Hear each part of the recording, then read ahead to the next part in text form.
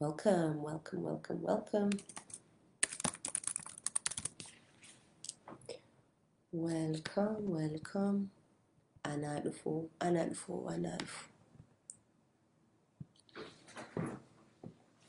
Isin hundinuu welcome. Welcome isin hundinuu. Iftuu Ahmed, Abdurrahman Hassan, Rania Harun isin hundinuu. Ana dhufu isinin jedha ana dhufu.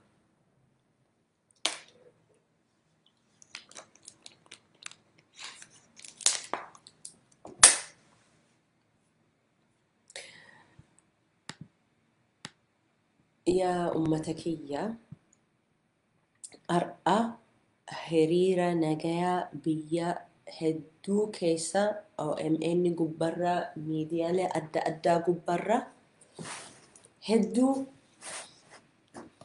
arginee turre. Live gubbarra miidiyaa gubbarras keessattuu magaalaa gudditti Ameerikaa Washington DC kan jedhamu keessatti Oromoon hedduu walitti qabamanii achitti nagaya hiriira nagayaa jedhanii akka ajaa'ibatti yaa'anii turan arginee turre gaarii gootan. Ammoo achitti DC kana waa hedduu waan hin argine waan biyya bira keessatti hin agarre tokko DC keessatti argine. Maal inni jedhi nu gaafadhume? Washington DC keessatti Oromoon rukkutamee ture jedhan. Oromoon rukkutamee wanno shuggutiidhaan xiyyitiin ijoollee keenya tuqan. Ijoolleen keenya rukkutame yeroo siin jedhu dubbii kana dhugaa isin himuuf jecha akkuma dubbii Itoophiyaa namatti fakkaata. Maaltu adda nu baase?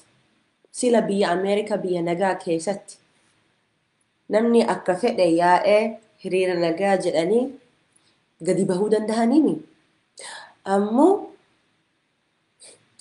warra achi keessa jiru ka Itoophiyaa irraa dhufanii nu nageenyi ufiif nu yeroo jennu Oromoon nageenyi ufii tiksuudhaaf baqatanii biyya hamaa san Itoophiyaa keessa bahanii Itoophiyaa gara Ameerikaatti eega godaanan booda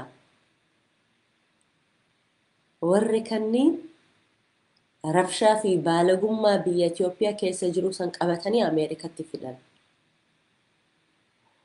Biyyi demokrasii handhuura demokrasii keessatti ijoollee keenya Oromoon keenya rukkutan.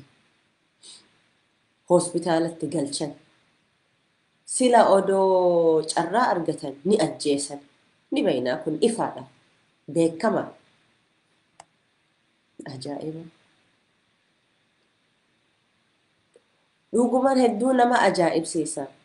Namni ka'ee refugee status jedhanii baqatanii akkasumatti. Maal jettanii maal uummata hiriira bahanii sirbaan of dagatan akkasuma wal gattanii deeman. Okay. Namni hedduun wanni tokko yeroo isaanirra gahe namni akka adda addaatti fudhata. Namni tokko ni booyan, imimmaa ajjeesan. Namni gariin dhima aaran. Namni gariin ni seeqatan. Hundi isaa ammoo affekti tahanii jiran. Jechuun wanti miidhaa sun isaanitti dhagahamnaani akka biraatti jechuun akka adda addaatti fudhatan. Namni nuti ilma namaan yeroo response yookiin deebii tokko qofaatti hin fayyadaman. Nuti ummata Oromoo taanee sirba yookiin walaloo yookiin shaakaluu kanneen hunda isaa gamma tokkoon akka gammachuu isinitti fakkaatu ni mala. Ammoo akka aadaa Oromoo keessatti sirbuun walaloo fi shaakaluun kanneen hunda jiruu keenya tiksuuf jecha wanni waliin hidhummaa qaba. Dhimma Oromoo wajjin hidhaa guddaa qaba. So yoo feeta akka muuziqaa nagaa ka gammachuudhaan ka itti shaakalullee itti fudhachuu dandeessan. Ammoo gara biraatiin gammachuu isinitti fakkaata ammoo namni san bilisa ufiif jecha haala saniin itti fufan. Namni gareen amma fakkeenyuma yoo isiniif jedhe fakkeenyumaaf warra muslimni quraana isaanii yeroo dubbisan sagalee babbareedaatiin dubbisaa jedhanii akkasitti nama ufiif barsiisan. Waan isaan jechaa jiran immoo jechoota tokko tokko waan nama rifachiisuuti. Fakkeenyaaf rabbii gammachuu yeroo sirraan qabaanne kana kanarra yeroo dubbatan ammoo sagalee bareedaatiin dubbatan. Sagalee bareedaan dubbachuun gammachuu miti bar. Dhaamsuma dabarsuudhaaf. Kanaaf uummata Oromoo kiyya Oromoon gadi bahanii muuziqaa bananii sababa uummata isaanii kabaja agarsiisuu tiksuudhaaf yoo godhan malee gammachuudhaan haa shaakalluuf jechuu miti. Yoo seeqanillee yoo gammadanillee gammachuu miti yaa uummata kiyya. Kana godhuu dhabnaani kana irraa wanni hamaa tokko isaanitti mul'achuun ni mala. Bifa adda addaan namni hunda akka biratti fudhatanii so abdii keessan hin kutatina. Ani akka dhuunfaatitti hagas mara gabbahee instaali kiyyaa miti sun gadi bahee inni shaakaluu kana godhuun takka yoo ta'e malee it's not akka dhuunfaatitti ani instaali kiyyaa miti. Ammoo namni biraatiif haala sanii malee haala biraan beekan. Kanaaf irra kaayachuun qabnu nuti ilmaan Oromooti Oromoo miliyoona 50 nu hunda akka adda addaatti uf tiiksuu uf eeguu akka dandeenyuuf karaa adda addaa qabna jechuudha. So wannan jechuu barbaade ar'aan kun akka wal haa yaadachiifnuuf jecha yaa ummata kiyya Ethiopia free Jawar Mohammed, justice for Oromo, freedom for Oromo, peace for Oromo kana hunda jennee biyya san keessatti ka'anii nu ajjeesuu tattaafatan. Nu hidhan afaan keenya qaban. Namni hedduu Oromoo keessan amma ka biyya alaa jirtu sodaaf jecha waan rakkataniif jecha miidhaa waan isinirra gaheef jecha kaatanii kara biyya akka Ameerikaa fa'aatti godaantan. Isaan hoo achitti si cunqursanii kun ammallee Ameerikaa keessatti akkasumas godhuu barbaadan. Dubbachuu qabna yaa ummata kiyya isaanillee yaadachiisuu qabna. Waan Afrikaa keessa waan Afrikaa waan hamaa san dhiifne as dhufnaan ati waan hamaa san qabattee fidda akkamitti biyya kanaa dhufta jennee gaafachuu qabna. Akkasiimi. Kanaaf yaa ummata kiyya karaa tokkoon yoo barbaanne aaruu dandeenya ammoo aaruun qofa amma isaan akka jechuu fedhan Oromoon aara malee bu'aa biraan qabani. Oromoon nama ajjeesu malee wanni biraan beekani. Qeerroon kuni nama miidhuudhaaf malee bu'aa ummataaf hin qaban jedhanii maqaa kenna akkana haala akkanatti balleessuudhaan deddeemuu barbaadan. Ammoo isaan ufuma ka'anii nama rukkutan. Ka'anii nama ajjeesuu tattaafatan. Kana hunda akka brainwashing ta'an akka sammuu kennan tuqamne kana beekuu qabna ummata kiyya. Dubbachuullee ni qabna. Gaafii gaafachuu qabna. Dubbachuu dhiisii gaafii ima gaafanna. Oromoo maaliif rukkutamte? No dubbiin Oromoo maaliif rukkutamte miti.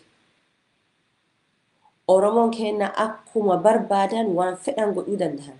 Nama tuqaan jiran, biyya keessattis nama tuqaan jiran, asittillee nama tuqaan jiran. Propaganda kana ka sammuu nama hunda ka itti dhiquu barbaadan. Nuti isaanirra dhaabuu qabna. Yaa ummata kiyya guyyaadha as dhufeetiin isin dubbisaa ture. Torbaan lama oli I think amma torbaan lama gahuun ni oolu. Torbaan lama as gubbarraa bahee akka harka wal qabannee akka wal cinaa dhaabannee akka wal yaadachiifnee as gubbarraa bahee dhaamsa isiniif dabarsaa ture. Ammallee dhaamsa kan dura isiniif qabe yaa ummata kiyya of eega yaa ummata kiyya gatiin keessan maal akka taatan hin irraanfatinaa jedheetiin isin yaadachiisuu barbaadan. Maaliif yeroo gadda kana keessatti namnis uf dagatu ni mala. Akka if hin daganneef akka wal haa yaadachiisuuf jecha as gubbarraa bahee dhaamsa kanniifaa waama isin beektan irra haasaa ture malee wanni haarawaa miti. Waan ani isiniif dabarse kanaan dura hin dhageenye dhageessanii turtan. Hin beekne beekaa turtan. Wal yaadachiisuuf malee wanni biraatiif miti. Kanaafuu ammaan booda dhimma kenna nu hunda eega wal jabeessine booda gabbaane gara ummatatti dubbachuu nurra jira. Anillee gama kiyyaan humna kiyyaan hanga an dandahetti nageenyi ummata kiyyaaf tattaafachuudhaaf itti mufufaan akka dhuunfaatitti akka nama Oromootitti. So maal jechuudha kuni wanni an jechuu barbaade gara fuula duraa fi ammaan booda irra ani dhaamsa kiyya gabaabsee guyyaa maraa osoo hin tahin torbaanitti yeroo 2 yeroo 3 deddeebi'eetiin wanni haarawaa yoo ka jiraatu ta'e yookiin akkanumatti dhufnee wal yaadachiisuuf fi wanni gaafila yoo qabaatanii toltuu waan kanarraa mee yoo karra dubbachuu dandeessan jettanii yoo na gaafattanillee barreeffadhaa hanga dandeetti isiniif deebisa. Ani isin tajaajiluudhaaf as jiraaba. Isin tajaajilu isin gargaaru akka isin sadarkaa ol aanatti akka gahuu dandeessanin barbaada. So ogummaan kiyya muuxannoo kiyyarraa qabadhee bakki nu barbaachise kanatti itti fayyadamuudhaaf tattaafachuun fedha hirmaachuun barbaada. So afaan Ingiliishiitiin akka jedhan you can do anything but you can't do everything. Maal jechuudha kuni? You can do anything but you cannot do everything. Waan feete godhuu dandeessan ammoo waan hunda godhuu hin dandeessu jechuudha. So yoo feete kanaafi kanallee godhuu dandaha jettee hunda isa godhuurraa wama godhuu dandeessa san filattee akka gaariitti nagayaan godhuudhaan si barbaachisa. So anilla amma humna kiyya wajjin waan experience yookiin waan muuxannoo qabe kanarraa itti fufuun barbaada. Waa hedduu jira bara ummata kiyya. Biyya ofii kiyyalleen qaba. Warri Oromoo ka biyya Austraaliyaa keessa jirulleen qaba. Waa hedduu irra jirra. Dargaggooffaanis waa hedduu irra jiran. Isaanillee tattaafadhee damee adda addaatiin isaanillee gargaaruudhaaf malee waan isin irraanfadheef jechuu miti. Boru as gubbarra yoo na argamuu dhabdanii ammallee dhimma keenya kanarraan jira jechuudhaaf ummata kiyya dhaamsa kiyya asitti raawwata galatoomi isiniin jedha fayyaanaa ta'a.